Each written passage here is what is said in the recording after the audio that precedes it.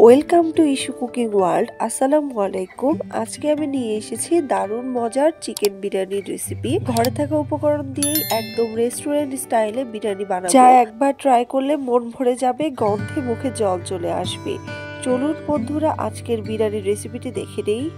আজকে যেহেতু চিকেন বিরিয়ানি রান্না করব, এজন্য অবশ্যই চিকেন লাগবে। আমি এখানে একটা পুরো মুরগি নিয়ে নিয়েছি, খুব সুন্দরভাবে কেটে পরিষ্কার করে নিয়েছি। এরপরে নিয়েছি পোলার চাল। আপনারা চাইলে কিন্তু বিরিয়ানিতে বাসমতি চালও ব্যবহার করতে পারেন, কিন্তু আমি পোলার চাল দিয়ে আজকে এই বিরিয়ানিটি তৈরি করব। এখন কড়াইয়ে পর্যাপ্ত পরিমাণে তেল দিয়ে পেঁয়াজ কুচি দিয়ে দিলাম। পেঁয়াজটাকে বেরেস্তা করে নিব, এই জন্য বেশি পরিমাণে পেঁয়াজই দিতে হবে। এদিকে আমি কিছুটা আলু কেটে নিয়েছি, বড় বড় টুকরো করে কেটে নিয়েছি। এর মধ্যে লবণ দিয়ে দিলাম আর দিয়ে দিলাম সামান্য একটু হলুদ। এখন সবগুলো উপকরণ খুব ভালোভাবে মিশিয়ে নিচ্ছি। আমাদের বাসায় বিরিয়ানি রান্না করলে আলুটা থাকতেই হবে, আপনারা চাইলে আলু দিতে পারেন, নাও দিতে পারেন। এখন এটাকে রেস্টে রেখে দিচ্ছি। এদিকে আমি পেঁয়াজটাকে ভালোভাবে ভেজে নিচ্ছি। এই তো দেখতে পাচ্ছেন পেঁয়াজের বেরেস্তার কালারটা কিন্তু খুব সুন্দর একটা কালার চলে এসেছে। আমি এখন এটাকে তেল ঝরিয়ে উঠিয়ে নিচ্ছি। যে পাত্রে উঠিয়ে নিচ্ছি দেখতেই পাচ্ছেন, ওই পাত্রে কিন্তু আমি চিনি ব্যবহার করেছি। অবশ্যই নিচে একটু চিনি দিয়ে দিবেন, তারপরে চিনিটা দিয়ে বেরেস্তাটাকে হাত দিয়ে মাখিয়ে নেবেন, তাহলে কিন্তু বেরেস্তাটা অনেক বেশি মুচমুচে থাকবে। এখন আমি সেই আগে থেকে ম্যারিনেট করা আলুগুলোকে এক এক করে দিয়ে দিচ্ছি। আলুগুলোকে খুব সুন্দরভাবে ভেজে এগুলোকে আবারও একটা প্লেটের মধ্যে উঠিয়ে নিচ্ছি। সবসময় চেষ্টা করবেন বিরিয়ানির আলুটাকে ভেজে নিতে, তাহলে কিন্তু বিরিয়ানিটা খেতে অনেক বেশি মজা লাগবে। এরপরে কিছুটা কিশমিশ দিয়ে দিলাম তেলের মধ্যে। কিশমিশটা দিয়ে খুব ভালোভাবে ভেজে উঠিয়ে নিচ্ছি। এখন আমি কিছুটা পেঁয়াজ দিয়ে দিলাম। পেঁয়াজটাকে হালকা ভেজে এর মধ্যেই দিয়ে দিচ্ছি চিকেনের টুকরোগুলোকে। চিকেনটাকে দিয়ে একটু ঠিক এভাবে আমি ছড়িয়ে দিচ্ছি। চিকেনটাও সাইড দিয়ে ভাজা হতে থাক, আর এদিকে আমি বাটা মশলাগুলোকে দিয়ে দিব।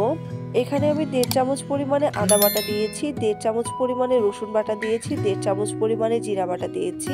সবগুলো উপকরণ খুব ভালোভাবে মিশিয়ে নিচ্ছি। এখন এর মধ্যে দিয়ে দিচ্ছি 2টা লবঙ্গ, 3টা এলাচ আর 2টা দিয়ে দিলাম দারুচিনি। এখন এর মধ্যে দিয়ে দিচ্ছি বাদাম বাটা। অবশ্যই কিন্তু বিরিয়ানিতে বাদাম বাটা দেওয়ার চেষ্টা করবেন। এখন আমি একটা টক দই বানিয়ে নিচ্ছি, ইনস্ট্যান্ট টক দই। এখন কিছুটা দুধ দিয়ে দিলাম 1 চামচ পরিমাণে চিনি, সামান্য পানি দিয়ে খুব ভালোভাবে মিশিয়ে নিলাম।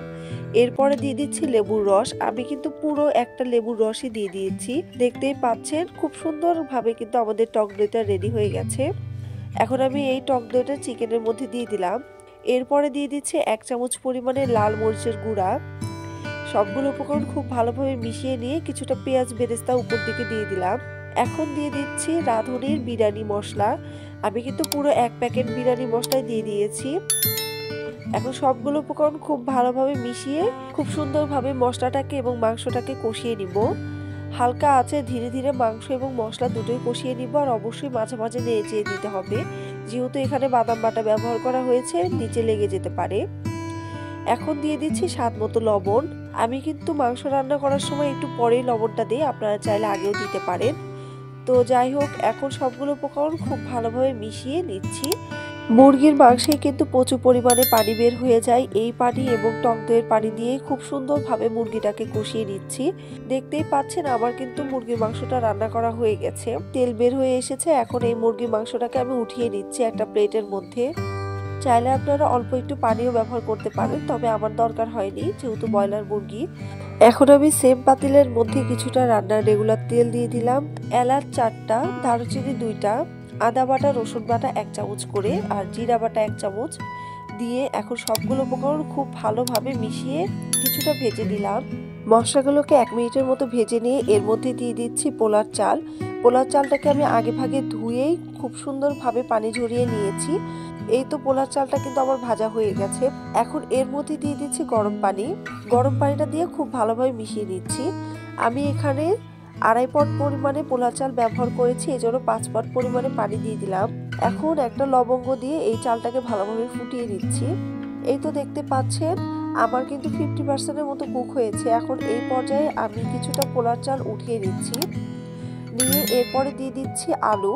যেহেতু আলুটাকে হালকা ভাজা হয়েছে, এই জন্য আলুটাই নিচে দিয়ে দিলাম। এরপরে দিয়ে দিচ্ছি কিশমিশ, তারপরে দিয়ে দিচ্ছি পেঁয়াজ বেরেস্তা। এরপরে আমি কিছুটা পোলার চাল দিয়ে দিলাম। এরপরে দিয়ে দিচ্ছি মুরগির মাংস। মুরগির মাংসের উপরেও আমি কিছুটা বেরেস্তা দিয়ে দিলাম। তারপরে বাকি পোলার চালটুকু উপরে দিয়ে দিলাম, দিয়ে কিছুটা লেয়ার করে নিলাম আমি। আপনারা চাইলে এই পর্যায়ে লেয়ারে কিন্তু আলু বোখারা বা ঘিও ব্যবহার করতে পারেন, গোলাপ জলও ব্যবহার করতে পারেন। এরপরে দিয়ে দিচ্ছি 1 কাপ পরিমাণে গরম দুধ। এখন এটাকে দমে রেখে দিয়ে রেস্টে রেখে দিচ্ছি আধা ঘন্টা থেকে 45 মিনিটের জন্য। আমি আধা ঘন্টা পরে চলে এসেছি, দেখতেই পাচ্ছেন কতটা সুন্দরভাবে বিরিয়ানিটা কিন্তু রেডি হয়ে গেছে। আপনাদের বিরিয়ানিটা যদি একটু কাঁচা মনে হয় সেক্ষেত্রে চাইলে কিন্তু এভাবে পানির একটা ছোট্ট পাত্র দিয়ে দিতে পারেন বিরিয়ানির উপরে, তাহলে কিন্তু বিরিয়ানিটা খুব তাড়াতাড়ি কুক হয়ে যাবে। এই তো দেখতে পাচ্ছেন বিরিয়ানিটা কিন্তু রেডি হয়ে গেছে। আমি বিরিয়ানিটাকে ভেঙে দেখিয়ে দিচ্ছি কতটা সুন্দর হয়েছে। একটা প্লেটে আমি নিয়ে নিলাম বিরিয়ানিটাকে, দেখতেই পাচ্ছেন কতটা সুন্দর চিকেন বিরিয়ানি রান্না হয়েছে। বাসায় একবার হলেও ট্রাই করতে পারেন। কেমন হয়েছে কমেন্ট বক্সে কমেন্ট করে জানাতে পারেন। যারা আমার চ্যানেলে নতুন রয়েছেন অবশ্যই ইস্যু কুকিং ওয়ার্ল্ড চ্যানেলটি সাবস্ক্রাইব করে দিবেন, পাশে থাকা বেল বাটনটি অন করে দিবেন ভিডিওর আপডেট পেতে। যারা অলরেডি সাবস্ক্রাইব করেছেন সকলকে অনেক অনেক অনেক বেশি ধন্যবাদ।